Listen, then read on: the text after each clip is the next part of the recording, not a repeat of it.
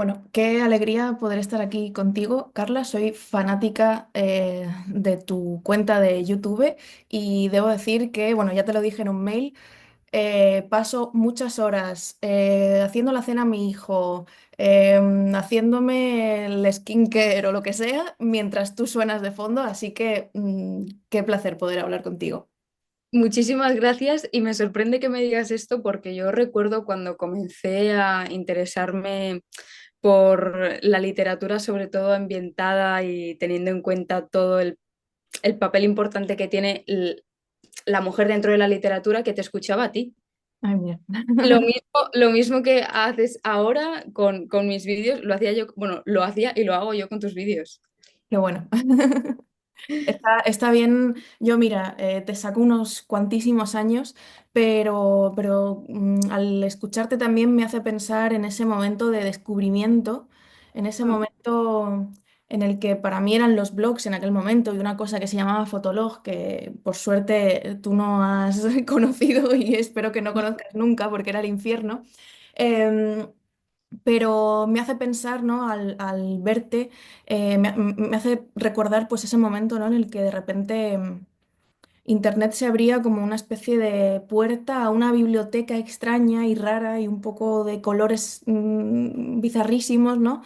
En la que de repente había un montón de gente en distintos lados del mundo, ¿no? Con la que conversar sobre nuestras pasiones, ¿no? Y la verdad es que mirándote a ti y la comunidad que se ha creado también, ¿no? De lectoras a tu alrededor, me recuerda a esa sensación. ¿Cómo vives tú eso desde, bueno, desde ese punto de la playa en el que vives, ¿no? ¿Cómo es esa exposición?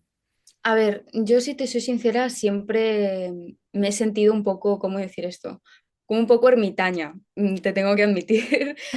Sí que es verdad, y eso muchas veces, incluso siendo, bueno, cuando comenzó mi adolescencia, sentirme quizás muy separada de todo lo que me rodeaba y justamente, pues bueno, encontré, digamos, todo el amor por la literatura y la filosofía a través de la poesía y encontré como un refugio, ¿no? Yo siempre hablo como de una casita que me hice en mi cabeza y era como acariciarme, ¿no? Como sentirme arropada. Entonces, siempre que hablaba con gente conocida, con mis amigos sobre los temas que me interesaban, recuerdo sentirme muy pesada y querer callar esa voz, pero no poder, digamos, privarla del todo, ¿no?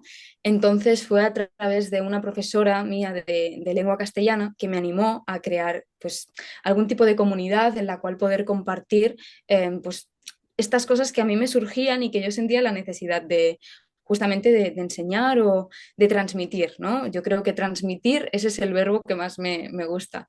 Más que enseñar, porque enseñar pienso que se puede hacer de muchas maneras. Pero bueno, respondiendo a tu pregunta, perdón que me voy por las ramas, la verdad es que, bueno, ¿cuál era la pregunta exacta, perdón?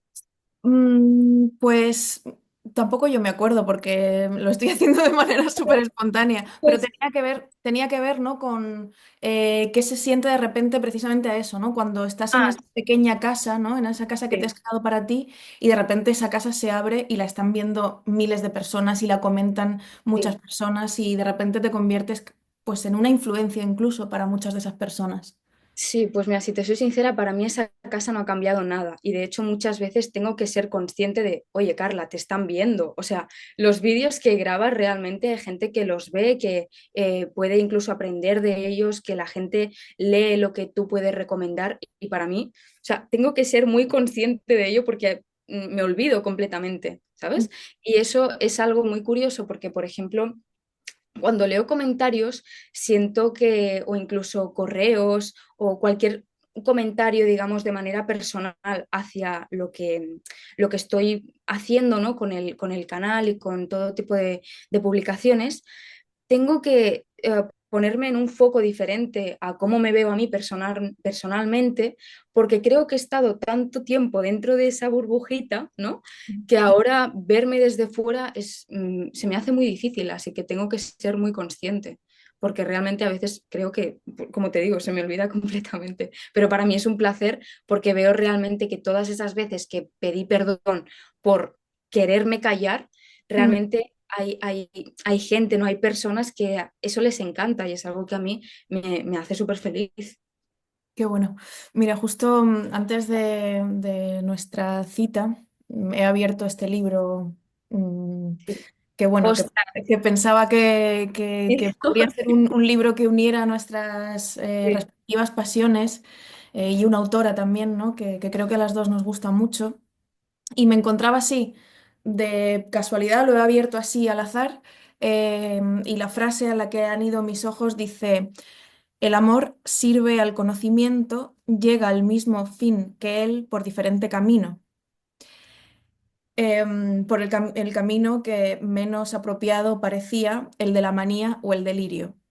Entonces, teniendo en cuenta, ¿no? Por lo que te conocemos, ¿no? Por lo que llegamos a ti, esa pasión tuya por el conocimiento, ¿qué te parece a ti esta idea que expone aquí María Zambrano? Y si crees que para ti amor y conocimiento son dos entes que se separan o son dos entes que tienen que ir absolutamente juntos, ¿qué te parece eso? Pues mira, creo que podría decir que no conozco ningún tipo de amor sin conocimiento.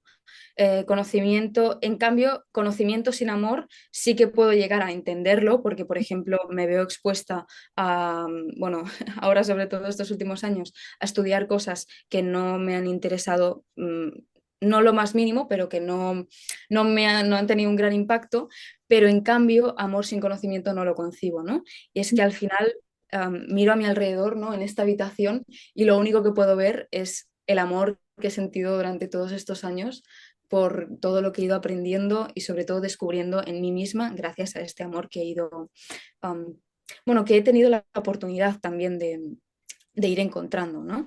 Y es que, a ver, también, claro, tenemos que entender a Zambrano como una persona, bueno, como una filósofa pensadora que habla como, por ejemplo, Simone Weil, que hace poco leía también sus aforismos de la gracia y lo divino, como una pensadora que entiende el amor como una de las formas más puras del saber y sobre todo de un método para el saber, ¿no?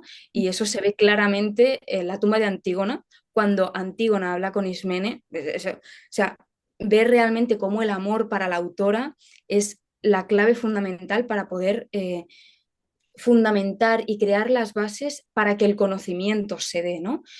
Al final, como pensadora humanista, ¿no? Que entiende la filosofía como, digamos, hija de la pobreza y la riqueza, ¿no? Con ese surgimiento de la filosofía en los dioses, me parece que es súper importante entender que el conocimiento está relacionado con el amor y sobre todo entender lo que en este caso dice María Zambrano como una puesta en práctica y sobre todo una definición perfecta de lo que podría ser su propuesta filosófica, que es la razón poética, ¿no?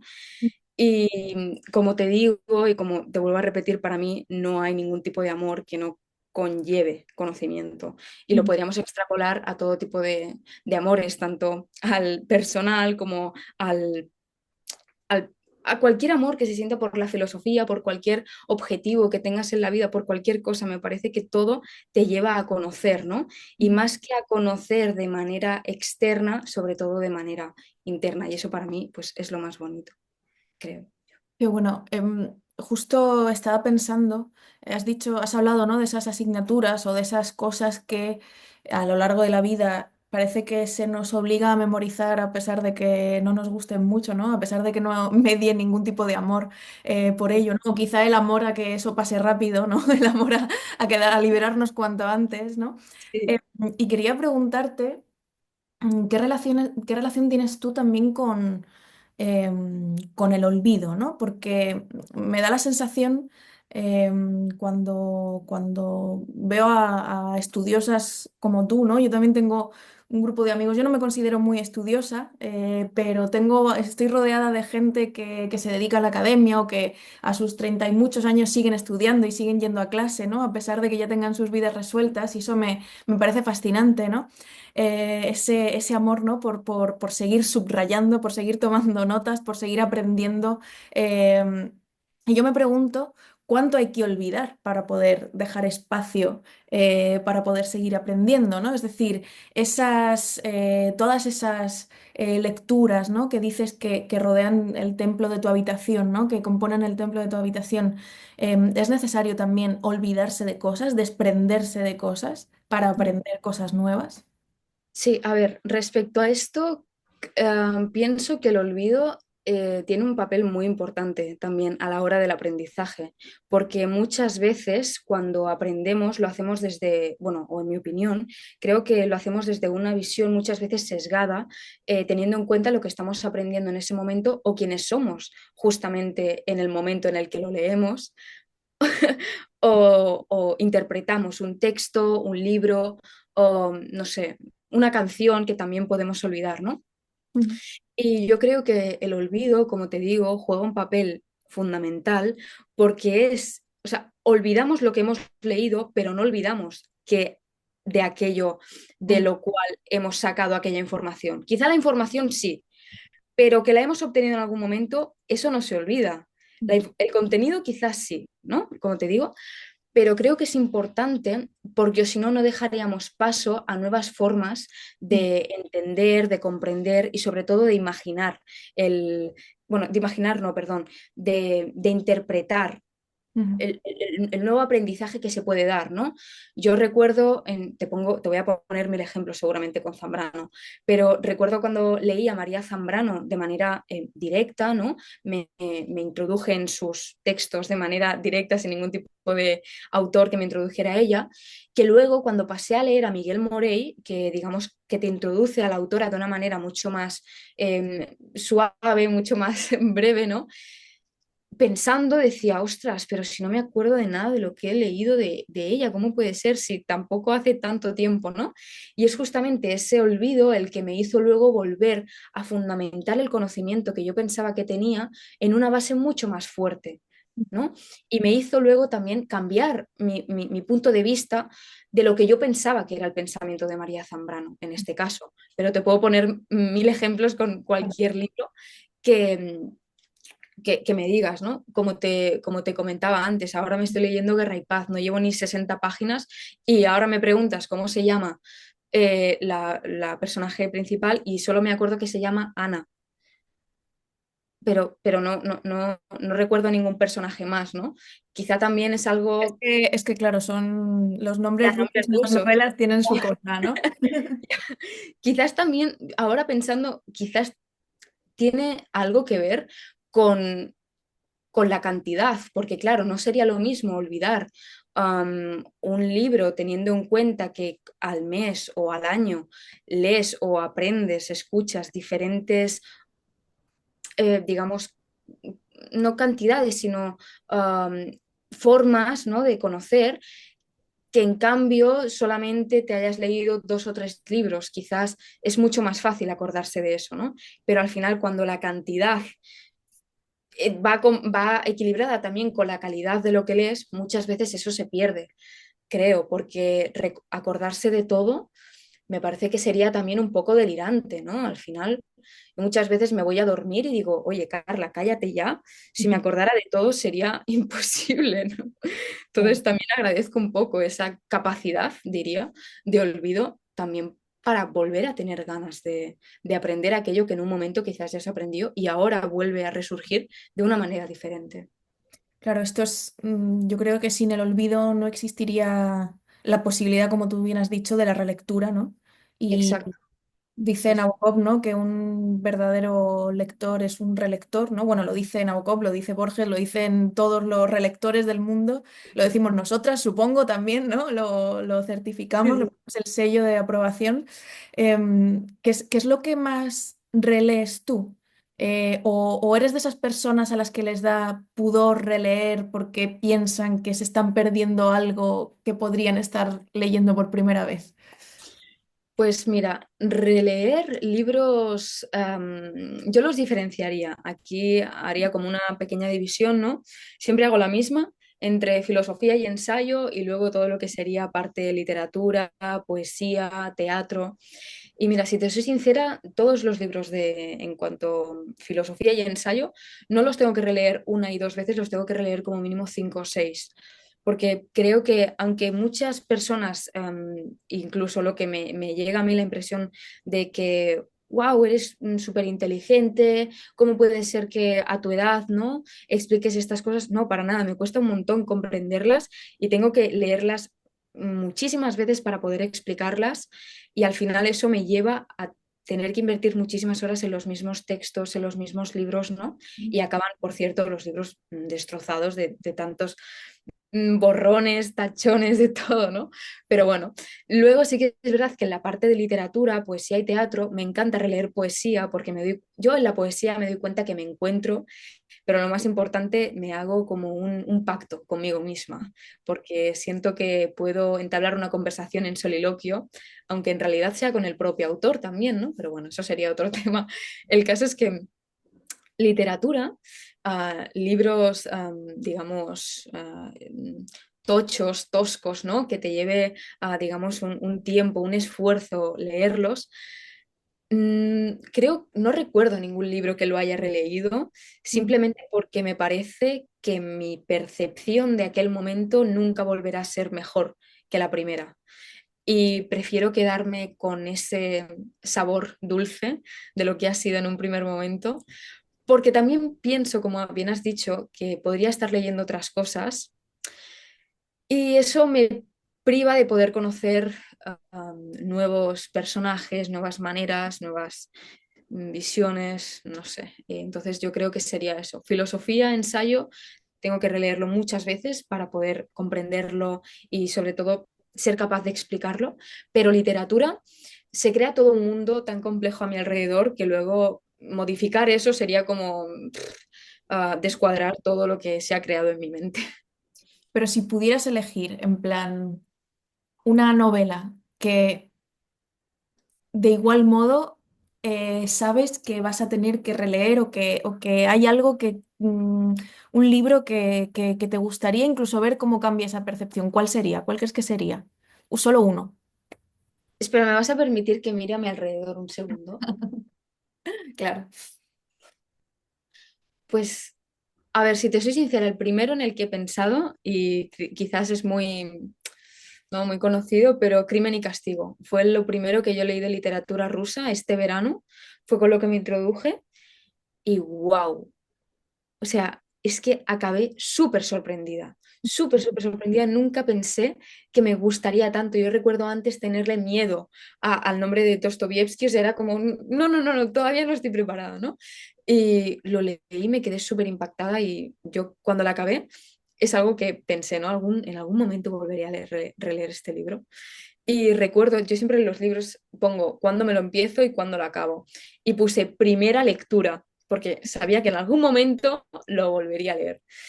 Pero si tuviera que escoger así algún libro, perdona, solo me has preguntado uno, pero ahora estoy viendo aquí que tengo los libros de Camus todos juntos, de Camus, y el que más me impactó fue La peste, y también es un libro que lo volvería a releer mil veces y creo que siempre podría sacar Ujú. cosas nuevas de allí. Sí.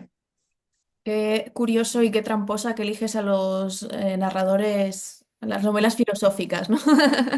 Jugando, porque sabiendo que haces esa división por géneros, es una respuesta trampa, en realidad. Pues mira, qué curioso que estés con Rusia, porque yo, bueno, yo trabajo en el sector editorial, me tengo que pasar el día, soy scout, o sea, como que tengo que pasar el día viendo las modas que vienen y que van, las que tengo una especie de falsa bola de adivinación con la que tengo que intentar ver qué va a pasar para, Sí. pues, bueno, ¿no? Pues para que podamos estar, ¿no? En sintonía, ¿no? Desde la editorial con lo que vendrá, ¿no? Y yo estoy convencida, y ya no sé si es por pasión personal, pero estoy convencida de que vuelve lo ruso a muerte. O sea, hay como un regreso total de una estética rusa, tanto en poesía como en narrativa, que me parece que es fascinante. Entonces, que me digas que estás leyendo a los rusos, bueno, Sí. me da algo de esperanza en mi predicción mágica. ¿Sabes? te tengo que ser sincera y esto es algo que yo jamás me hubiera imaginado, de verdad. Pero recuerdo uno de los primeros vídeos que vi tuyos de leyendo Ana Karenina en 3 días, si no recuerdo mal, un título parecido, más o menos. Sí, sí. Bueno, pues cuando me acabé Crimen y Castigo, recuerdo al otro día comenzar Ana Karenina y entonces recordar aquel vídeo que vi tuyo, ¿no? Y verte devorar el libro, ¿no? Y yo recuerdo comenzarlo y pensar, ¿cómo es posible que alguien se haya podido leer esto en 3 días?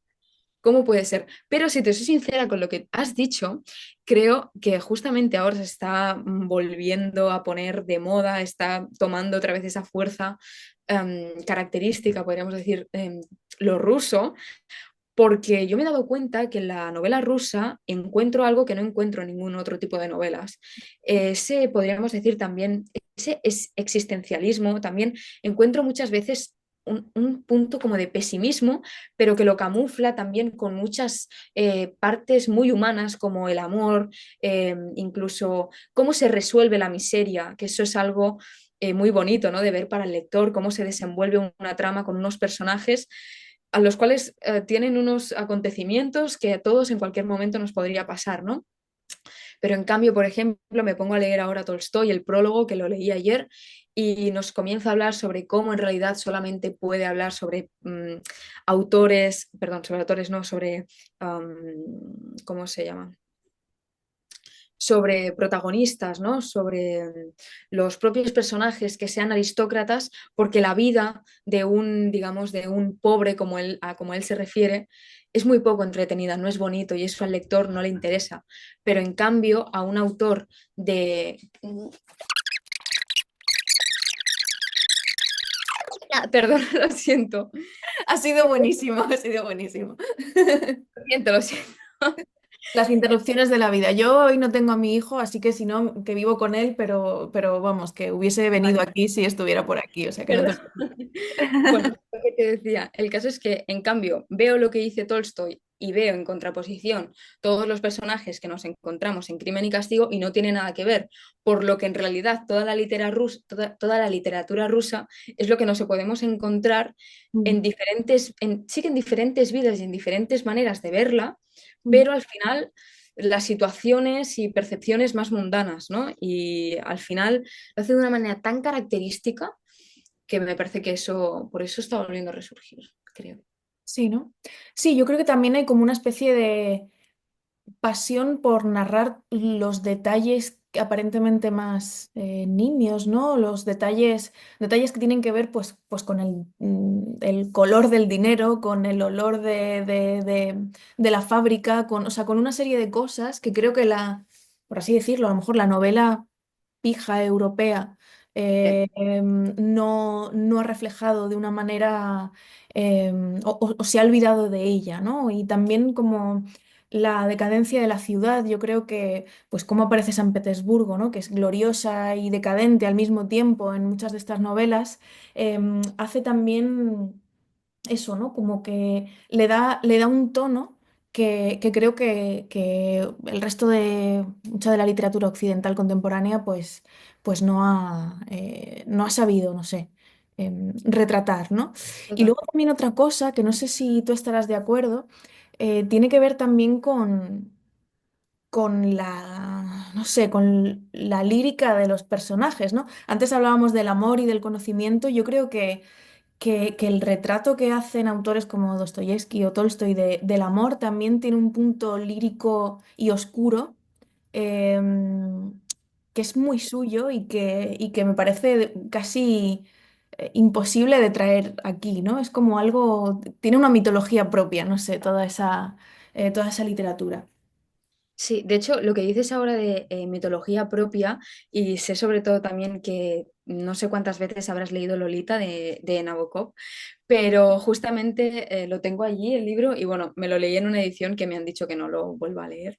Pero el caso es que ahora cuando me hablabas sobre este tema, me ha venido a la cabeza cómo trata el supuesto, bueno, es que no sé si decir supuesto, am, amor Nabokov cuando nos habla de Lolita, Ujú. porque, a ver, lo leí hace un par de años y no lo tengo de manera muy, muy clara, Pero si me pongo a comparar, en este caso, ¿no? Tolstoy o, no sé, Dostoyevsky, o poniendo cualquier autor, aunque sea occidental, da igual, cualquier tipo de autor, incluso contemporáneo, me doy cuenta de que el amor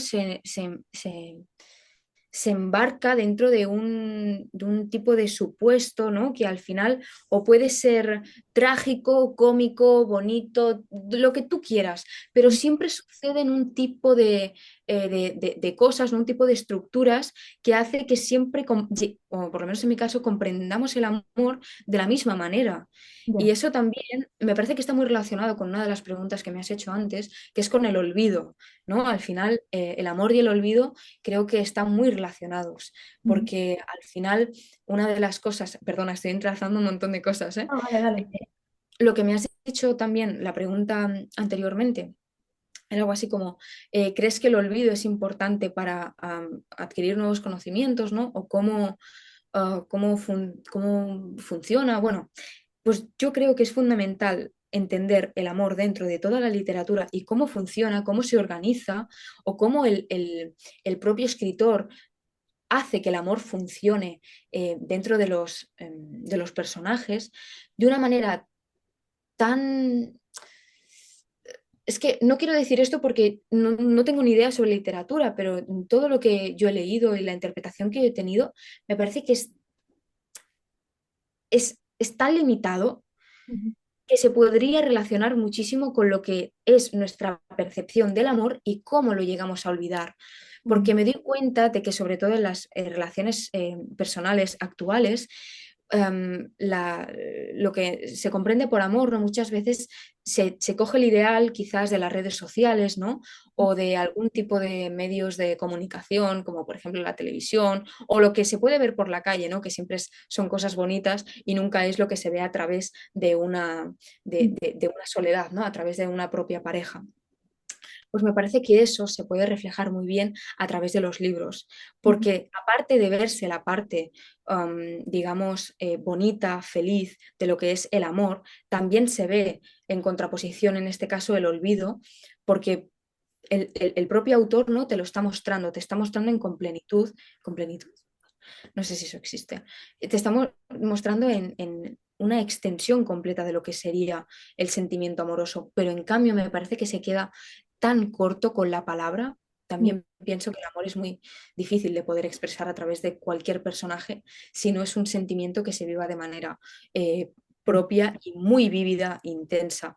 Pero independientemente de cómo lo pueda explicar un autor, me parece que tiene mucho que ver cómo ha influido en nosotros la experiencia amorosa para poder interpretar, en este caso, cualquier tipo de texto.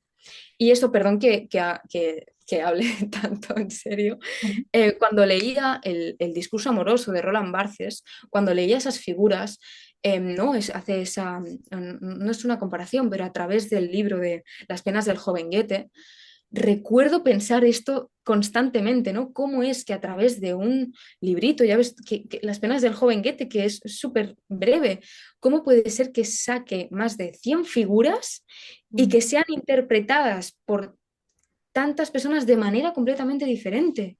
¿Cómo Ujú. puede ser, no? Pues eso justamente creo que es la clave que tiene el autor y por lo que hace justamente que su literatura pueda llegar a ser, en este caso, bueno, que entre dentro de ese canon, ¿no? Ujú. Que pueda llegar a ser recordada, porque al final, tanto el amor como la tristeza, cualquier tipo de sentimiento que a todos los humanos nos haga igual,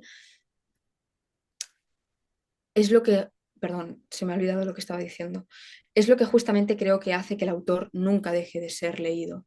Claro. No, totalmente. De hecho, esto que decías de la circunstancia, de cómo las vivencias personales nos hacen también Sí, leer ese canon y de maneras distintas, ¿no? Volvemos otra vez a la relectura. Ahí me lleva a pensar, ¿no? En precisamente esa lectura intensa de Ana Karenina. Yo estaba sufriendo de amores en ese momento. Yo estaba teniendo una crisis total, ¿no? Y eso es lo que me lleva a mí a querer devorar Ana Karenina, ¿no? Que me han dicho que es el gran libro del amor ruso, ¿no? sí, Eh, entre muchísimas comillas, ¿no? Porque gran libro del amor, pues ya está, tú lo acabas de decir, ¿no? Un gran libro del amor pueden ser 30 páginas, ¿no? También. Pero bueno, la cuestión es que me interesa mucho esto que dices, ¿no? De cómo la circunstancia personal te lleva a llegar de una manera u otra a grandes obras, ¿no? Por ejemplo, yo misma intento releer algunos de mis libros favoritos, no sé si todos los años, pero prácticamente, ¿no? El propio libro de Lolita, ¿no? Intento releerlo todos los años y cada vez se me hace una lectura diferente también porque voy envejeciendo, entonces de repente a lo mejor tengo ya casi más la edad de la madre que la de la hija, ¿no? Y yo empecé leyendo el libro cuando tenía la edad de Lolita y ahora tengo la edad de la madre, ¿no? De Charlotte. Y entonces, claro, mi circunstancia personal me obliga a pensar en otras cosas cuando leo. Entonces, teniendo en cuenta tu juventud y teniendo en cuenta, ¿no? Tu pasión por el conocimiento, la lectura y el aprendizaje y el reaprendizaje, ¿crees que cambiarás mucho de idea con respecto a al pensamiento o a la estética, a tu gusto estético por algunos de tus ídolos actuales, ¿no? Pienso en una María Zambrano, pienso pues en estos escritores rusos que ahora te fascinan, pienso en Albert Camus, que lo has citado antes. ¿Crees que dejarás de amar tan intensamente a algunos de esos autores?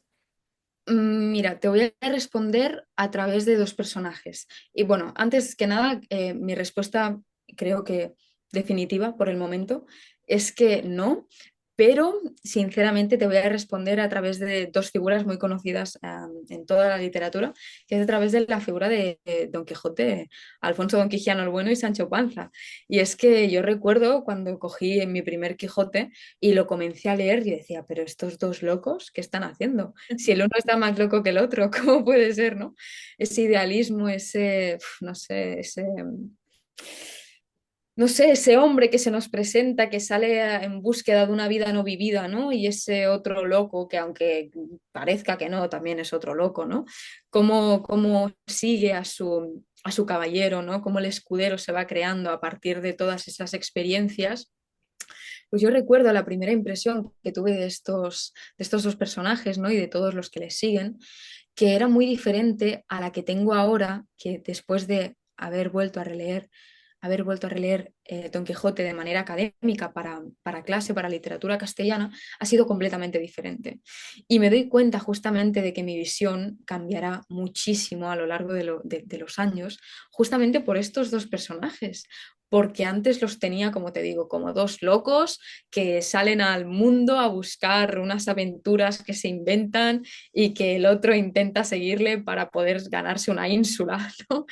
Pero ahora los veo y digo, wow, pero si en realidad son la más pura representación de lo que es, ya no hablo del hombre, sino de la propia humanidad, del ser más, más no sé cómo decirlo, en su puro nacimiento, ¿no? Cómo es el ser humano de curioso, de loco, de imaginario, todo lo que se crea a través de esas vivencias, experiencias, imaginaciones que nos creamos. Así que respondiendo a tu pregunta, creo que cambiará muchísimo mi visión, claro que sí, pero mi amor por descubrir nuevas visiones y por entender aquellos personajes que en un primer momento vi de una manera, para nada. Y tengo muchas ganas de que, si una de las cosas por las que tengo ganas es de que pase el tiempo y verme a mí transcurrir en el tiempo, es por eso, para ver cómo esa visión que tengo hacia mis personajes más queridos va cambiando. Sí, tengo muchas ganas. Qué bueno. Me hace gracia que me hables del Quijote porque de repente, perdón, ¿no? Estamos haciendo asociaciones a lo mejor locas hoy, pero, pero pensar en el Quijote y en la idea de peregrinaje y de caminar, ¿no? Justo, mira, uno de los últimos libros que me he leído es el de los relatos de un peregrino ruso, de este tipo, ¿no? Que después de que se muera su mujer, su esposa, con quien leía la Biblia en voz alta y lloraban los dos mientras leían la Biblia, pues sale por el mundo, ¿no? pues a difundir, ¿no? La palabra de Dios. Está bastante bien, es un relato bastante chulo. Bueno, la cuestión es que de repente he pensado en eso, ¿no? En el caminar, en el peregrinaje, en el esfuerzo físico y evidentemente eso me lleva a pensar también en la faceta tuya como deportista. Em, y en que curiosamente algunos de los libros de los que estamos hablando conllevan un esfuerzo físico grande también, ¿no? Sí. En el Quijote hay un gran esfuerzo físico, en Guerra y Paz, o sea, la guerra conlleva un esfuerzo físico también, ¿no? Y un dolor. Algunas de las asociaciones que podemos encontrar de María Zambrano a propósito de la entrega al estudio filosófico o a la poesía conllevan también ese sacrificio, ese dolor, ¿no? Entonces, mm, ¿el dolor de la lectura y el dolor del deporte se juntan en ti de alguna manera? Ostras, es una pregunta muy buena, ¿eh? Porque me la he hecho a mí misma de diferentes maneras y creo que nunca he tenido una respuesta fija o clave, Ujú. porque a diferencia de Nabokov no me preparo las respuestas, pero, pero voy a intentar resolver esta pregunta, porque para mí el deporte y la lectura son cosas, son actividades que se complementan, es decir, no puedo imaginar una sin la otra, ¿vale? Entonces, yo creo que no entiendo el deporte como una actividad física, es decir, como mantenerse en salud o cualquier tipo de, no de diversión, porque me lo paso genial, sino lo veo como una meta, un objetivo en el cual me marco a mí misma y sé los pasos que tengo que seguir, ¿no? Para llegar hasta allí. No importa si hasta llegar hasta allí tengo que pasar por 1000 pasos, y con 1000 pasos me refiero a tener que hacer deporte, tener que llevar una alimentación mucho más estricta, tener que decir que no a muchos planes, que es justamente lo que me lleva también la lectura. Tener que decir que no muchas veces, el hecho de, como te digo, tener que leer los mismos textos 50 veces porque no entiendo nada y quiero ser capaz de explicarlos, ¿no? Decir que no es algo que también me ha supuesto el mismo, digamos, me ha supuesto lo mismo tanto en el deporte como en la lectura, ¿no? Pero para mí lo que es la lectura no conlleva ningún tipo de dolor, entendido como el hecho de tener que decir que no o todo lo que hay que hacer para, ¿no? Para llevar a cabo esa lectura o poder comprenderla. Lo mismo me pasa con el deporte. Al final yo siempre digo, me imagino, y es fuerte que lo diga y a veces lo pienso y digo, ¿en serio? Pero sí, me imagino mi vida sin deporte, pero no sin lectura. Ujú, O sea, es impensable para mí. Y es que al final el deporte es algo que solamente se puede pensar si se tiene, digamos, es como justamente por qué nace la filosofía, ¿no?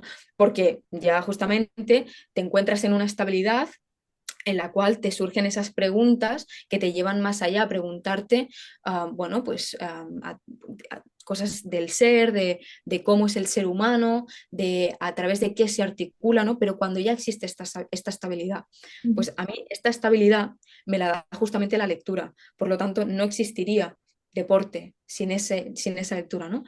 Pero como tal, dolor, entendido en cualquiera de sus formas, no lo forma ni el deporte, ni en ningún caso la lectura ni el aprendizaje. ujú. Sí, bueno, quizá yo es que tengo una visión un poco, pues, no sé, más mm, pesimista a lo mejor también, ¿no? De lo que significa el esfuerzo y el sacrificio, ¿no? A mí me gusta el dolor, o sea, me gusta la idea de dolor. Y me gusta la idea de sentirlo y de ver qué belleza puede crear también ese dolor, ¿no? Por eso también, por eso me surge eso, ¿no? Y por eso también asocio el esfuerzo físico que tiene que hacer, que tenemos que hacer, el límite al que tiene que llegar el cuerpo, ¿no? Para poder hacer esas lecturas intensas, esas sesiones, ¿no? Locas. em, es algo que a mí me interesa mucho explorar, ¿no? Pero ya digo, a lo mejor soy un poco más masoquista en ese sentido, ¿no? Una cosa que has dicho y ahora pensando justamente donde tengo apoyado el ordenador, delante tengo todos los dorsales y las medallas que te dan en, bueno, pues cuando acabas alguna carrera o lo que sea. Y ahora mismo estoy viendo las que son de maratones y, ostras, ahora me paro a pensar y digo, ostras, kilómetro 38 de cualquier maratón. El dolor que se siente es muy diferente al que puedes sentir, por ejemplo, obviamente, ¿no? Cuando estás leyendo un texto y literal estás exprimiendo tu cerebro, ¿no? Pero me parece que justamente ese dolor se tiene que, no diría abrazar, pero se tiene que sacar de ahí lo más bello, lo más, no productivo, sino aquello que te hace poder perseguir tu objetivo y luego mirar para atrás y decir, wow, realmente lo he hecho yo, ha merecido la pena. Y el dolor ha sido realmente algo momentáneo, no ha durado para siempre, ¿no? O, por ejemplo, en entrenos muy fuertes, yo siempre pienso, Carla, en 3 horas vas a estar en tu casa, tranquila, duchada. ¿Vas a sentir dolor y cansancio? Sí, pero va a merecer la pena, ¿no? Y es algo que con textos, con libros me pasa lo mismo. Digo, Carla, ahora no entiendes absolutamente nada, pero lo vas a llegar a entender, lo vas a saber explicar y la gente te va a poder comprender, ¿no? Claro. Y eso para mí es un gran alivio, ¿no? Digamos que el dolor, yo creo que me gusta sentirlo porque hace que el alivio sea mucho más grande Claro. luego. ¿Cuál dirías que es el kilómetro 38 más evidente de los libros que hayas leído últimamente, ¿no? Uno que digas, hostia, esto para mí ha sido el sentimiento del kilómetro 38. Es que lo has dicho tan claro, kilómetro 38, que me lo he apuntado porque digo, vamos a usarlo como metáfora. Para mí ahora mismo el kilómetro 38 está siendo poder comprender a Hegel, porque estoy en ese momento en el cual, ¿no? Quiero comenzar a leer autores mm, tochos que digas su nombre y pienses, wow, ¿no? O por lo menos para mí, ¿no? Yo me quedo alucinada. Recuerdo hace un par de semanas ver un vídeo de Leo Espluga, Introducción a Hegel, si no recuerdo mal, y decir, estamos hablando el mismo idioma, o sea, no entiendo absolutamente nada de lo que está diciendo, ¿cómo puede ser? Entonces, tengo un libro que se llama Reexamen de Hegel y literal pensar, esto me va a llevar muchas horas, mucho tiempo de estudio y me va a ser muy denso. Igual que una maratón en el kilómetro 38, una salida en bici en el kilómetro 160, en el kilómetro 180, da igual. Es lo mismo, porque hasta llegar hasta ese kilómetro tienes que haber pasado muchos entrenos, muchas horas de preparación, como te digo, un descanso, ¿no? Pues lo mismo con los libros. Tienes que haber pasado por otros autores, tienes que haber pasado por mucho tiempo de comprender textos mucho más breves, sencillos, pero que pueden llegar a ser muy complicados también de entender. Pues me parece que es lo mismo, ¿no? Y yo creo que mi kilómetro 38 ahora es Hegel en toda su completitud. En serio. Me gusta esa idea de la lectura también como entrenamiento para la siguiente lectura y para la siguiente y para la Sí, siguiente, ¿no? Eso sí, es bonito. Y, y ya que has mencionado a Leo Espluga, a quien yo quiero mucho, em, me has hecho pensar en la otra vez esa vuelta a lo que estábamos comentando antes de las redes sociales, ¿no? De cómo las redes sociales se han podido convertir ya no solo en un lugar en el que hablar con otros, sino también de acompañamiento en nuestras propias lecturas. Yo una cosa que aprendí de Ernesto, de Ernesto Castro, fue precisamente usar YouTube como herramienta para escuchar conferencias alrededor de mis obsesiones literarias, ¿no? Cosa que yo no hacía, cosa que es muy evidente, ¿no? Pero que yo no hacía y ahora no soy capaz de escribir un texto sobre otra persona sin haberme visto antes todas las conferencias posibles. Gracias Fundación Juan Marc por darnos tantas conferencias, ¿no? Y grabarlas todas. Pero como que se ha vuelto en una herramienta fundamental para mi bibliografía, ¿no? La bibliografía de mi propia escritura, ¿no? ¿Qué relación tienes tú eso, ¿no? Con otras personas que se dedican a difundir, como Leo, como entiendo que seguirás, ¿no? A bastantes cuentas o bastantes usuarios, ¿no? Que se dedican a la divulgación filosófica. ¿Qué relación mantienes tú con eso? ¿Te genera algún tipo de ansiedad ver lo que otros leen? ¿Te genera confianza porque sabes que vas a poder encontrar información que te ayude a leer tú? ¿Cómo es esa relación? Pues lo que más me produce es muchas ganas de seguir aprendiendo, porque me doy cuenta de el nivel que tiene tantísima gente, todo lo que pueden llegar a transmitir ese amor, ¿no? A mí lo que más me llena es cuando leo comentarios de, ostras, gracias a ti he vuelto a leer o me está interesando este tema que había olvidado por completo. Pues yo creo que es justamente eso, ¿no? Porque igual que te pongo una comparación muy tonta, hay veces que tengo que hacer 3 horas de rodillo, pues me pongo quizás un vídeo del campeonato del mundo de Ironman en Kona y veo cómo alguien que está haciendo lo que me gusta lo está haciendo en el máximo nivel y entonces me motivo a mí misma, ¿no? Y justamente ver a aquellas personas que hacen lo que a mí también me gustaría poder llegar a hacer algún día con ese nivel, porque es algo que siempre he repetido en casi todos mis vídeos y que quiero que quede muy claro, yo hablo siempre sin ningún tipo de rigor. Yo, como digo, estoy estudiando segundo de bachillerato y todo lo que digo intento decirlo bien y dentro de un marco bastante limitado con lo que pueda saber.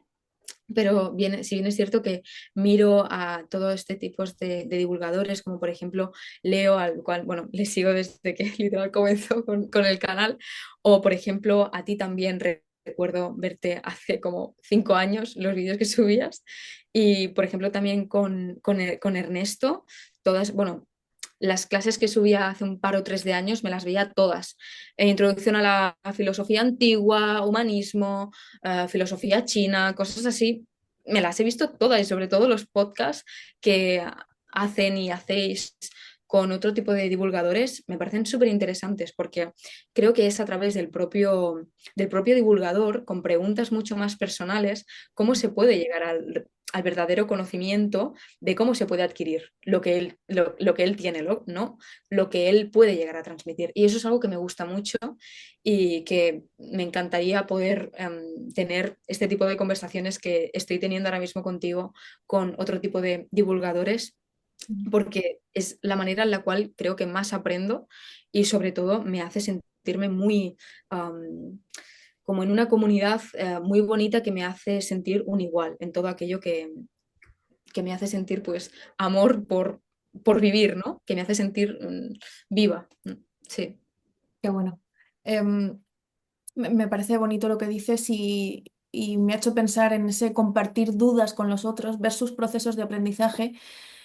Quizá a lo mejor ahí se está gestando algo de lo que se habla poco, ¿no? Que es no solo no divulgador de contenido, que contenido es la palabra más fea del mundo ahora mismo, sino divulgador de dudas, incluso, ¿no? sí. Divulgador de preguntas, ¿no? Que al final eso también es la filosofía, ¿no? Divulgar preguntas en cierto modo. Muchas veces para que la respuesta o la aproximación a una respuesta la encuentre cada uno cuando lea esa pregunta, ¿no? ¿Cuáles son las preguntas que tú te haces? Dices que estás haciendo segundo de bachillerato. Sí. Entiendo que será un año mazo de complejo. De hecho, esta misma conversación la postergamos, ¿no? Para que pudieras hacer los exámenes y estudiar, etcétera. Entonces, ¿cuáles son las preguntas que te asaltan ahora, ¿no? En este año tan, o aparentemente tan decisivo, ¿no? También para la vida de un estudiante. A ver, antes de nada, antes de comenzar a responder a tu pregunta, algo que has dicho que me ha parecido súper interesante, y perdón que haga este breve paréntesis, es que al final el filósofo podríamos decir que es como un sabio precario, porque lo que hace es preguntarse todo el rato y en realidad si tuviera ese conocimiento nunca se preguntaría, ¿no? Y siempre se está preguntando porque sabe algo que le lleva luego a preguntarse por algo más, ¿no? Y al final, dejar cuestiones abiertas me parece una gran cuestión para los próximos filósofos y filósofas, porque es justamente a través de estas cuestiones abiertas lo que hace que nos lo que hace que nos podamos cuestionar lo que hasta entonces se ha dicho, ¿no? Es justamente algo que leía hoy en clase sobre las limitaciones del lenguaje, sobre un filósofo que no voy a decir su nombre porque aparte de que no recuerdo muy bien cómo se llama, tiene un nombre muy, muy extenso. Wi- bueno, comienza por W, no sé si, si te sonará. ¿Wittgenstein? Puede ser que sea Wittgenstein, no Sí. sé. Sí, si es Sí, las limitaciones del lenguaje, seguro que sí, sí. sí, sí, sí, sí.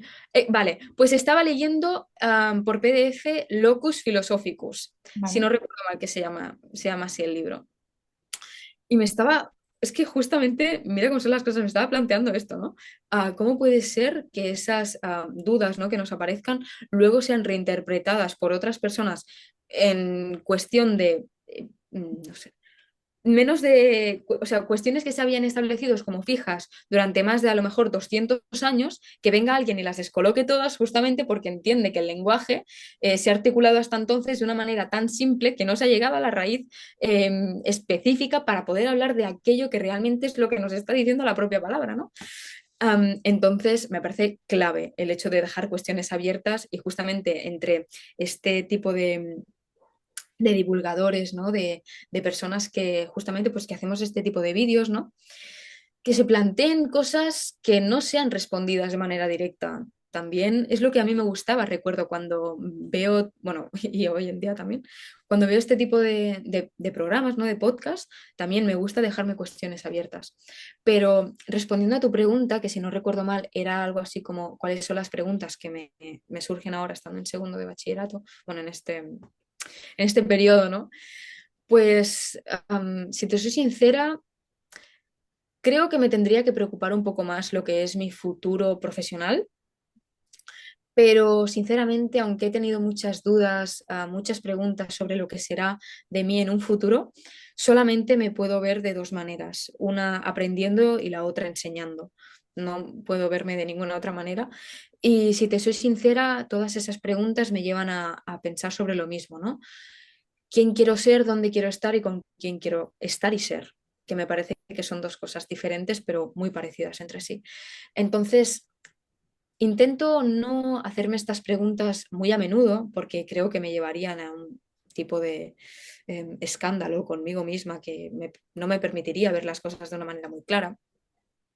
Pero sí que es cierto que de vez en cuando pues, surgen dentro de mí este tipo de cuestiones e intento responderme de la manera más amable que pueda conmigo misma porque creo que son cosas que muy urgentes ahora mismo, teniendo en cuenta que en escasos meses comienzo la universidad, no sé si quizás tendré que irme a vivir a plena ciudad, tendré que hacer mil cambios en mi vida, ¿no?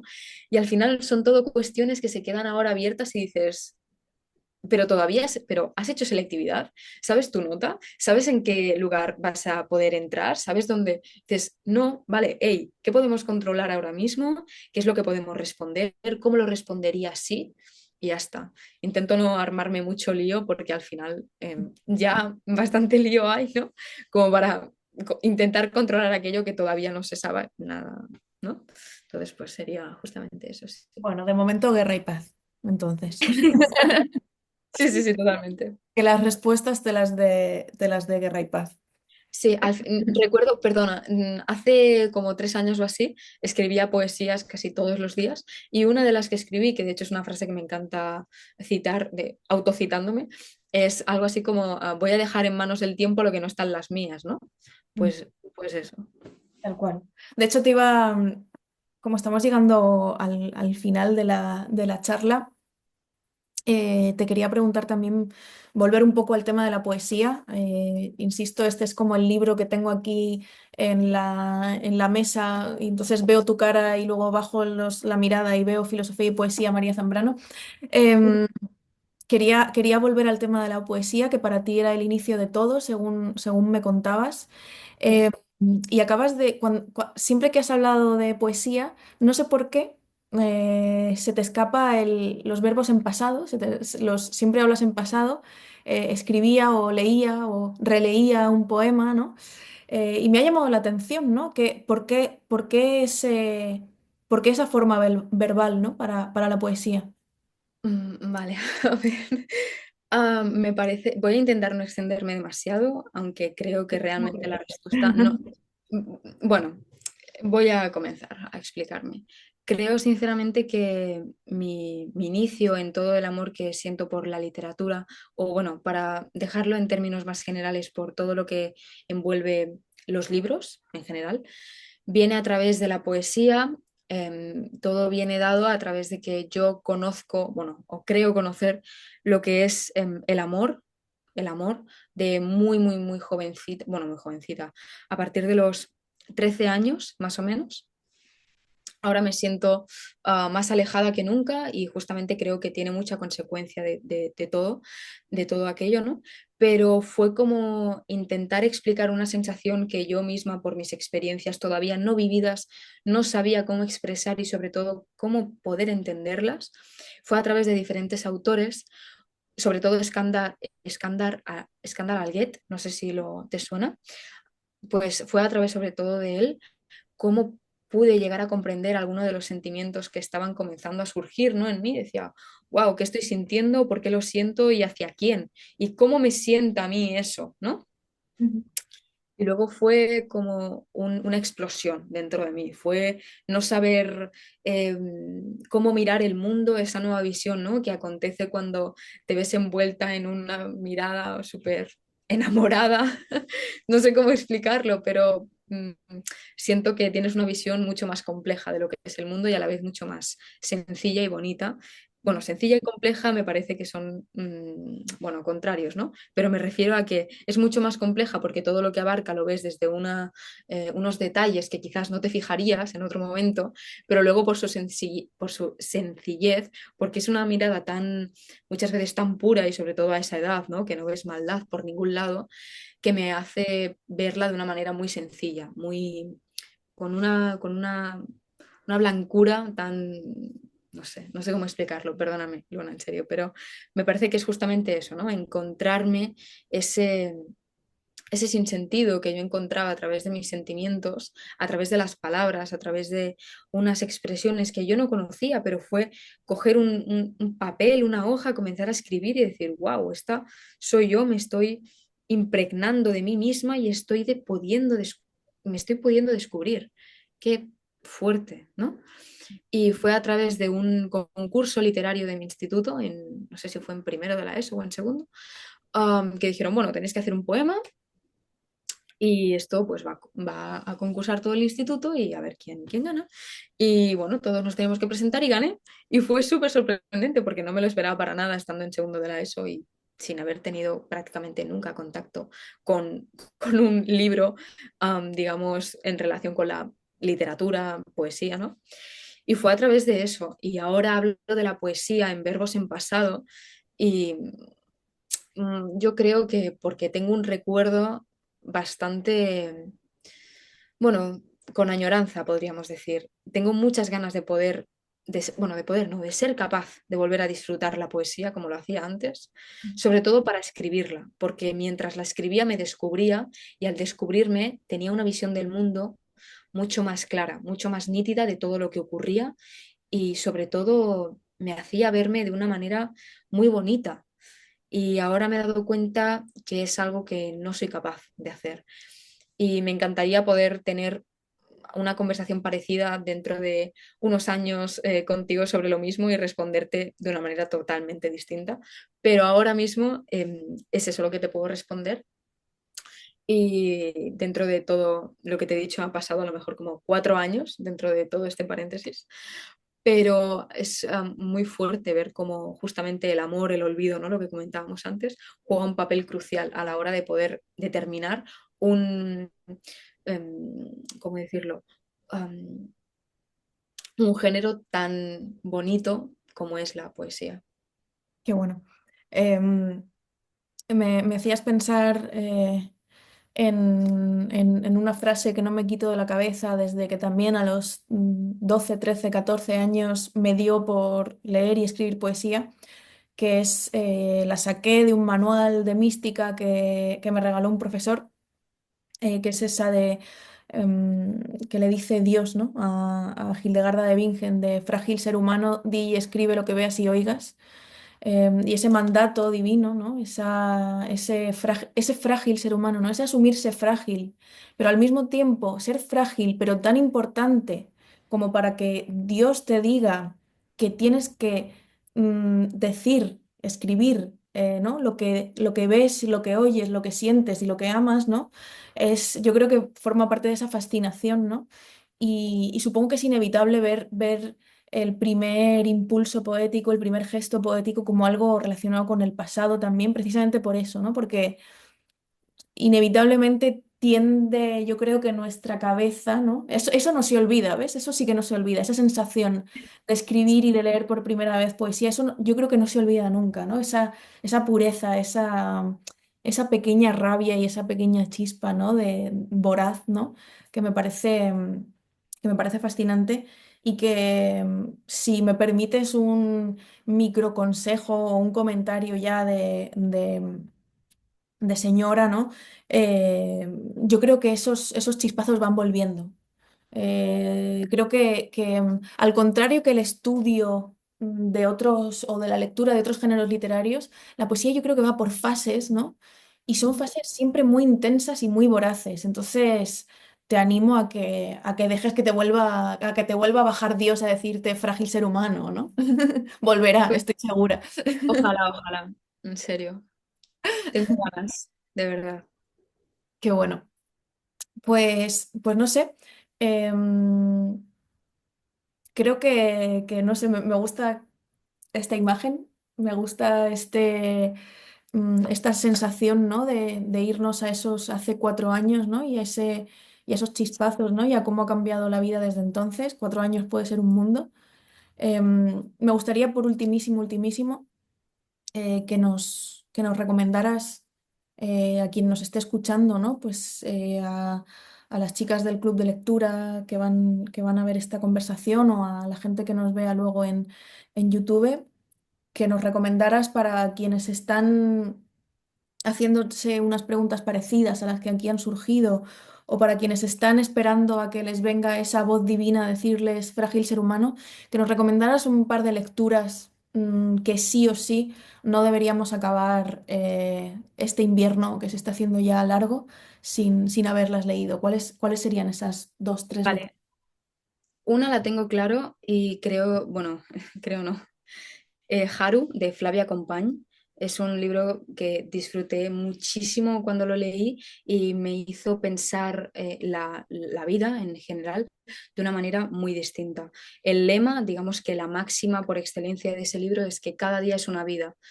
Se nos presenta, pues como te digo, a Haru, que es la personaje principal, con una vida llena bueno, de dificultades, pero de una manera tan sutil y tan sabia se va desenvolviendo a través del tiempo, ¿no? Que te puedes ver en cualquiera de sus circunstancias, por muy diferentes que puedan ser a las de los demás.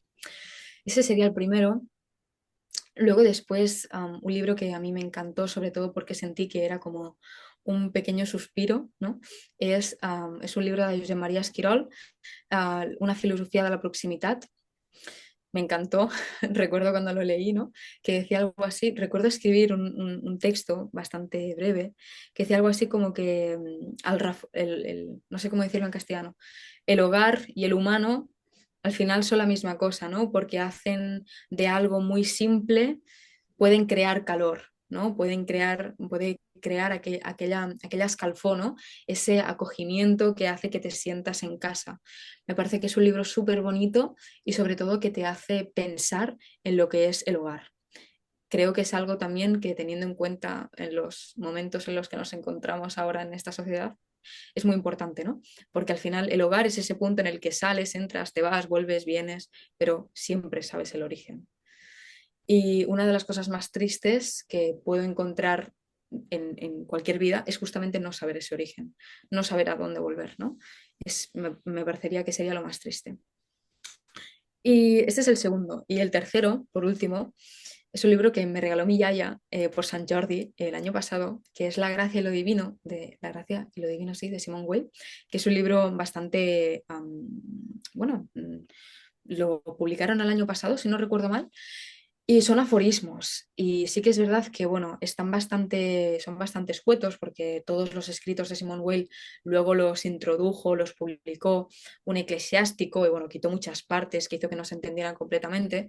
Pero me parece que es precioso, es un libro que me encantó y teniendo en cuenta toda la situación en la cual se encontraba Simone Weil y, abro paréntesis, teniendo en cuenta el amor que siento por María Zambrano y lo que le influyó Simone Weil en sus textos, a partir, si no recuerdo mal, del 60, la guardo con muchísimo cariño y me parece también que es un libro súper enlluarnido, así que esos serían los tres libros que recomendaría sin duda. Sí.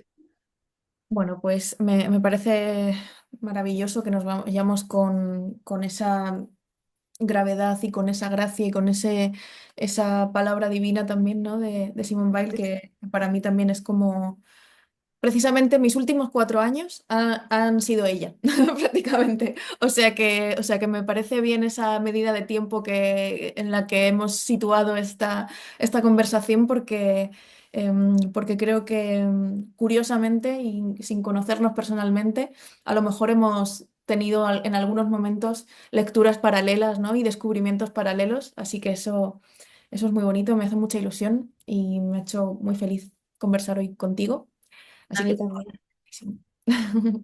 Muchísimas gracias a ti, Luna.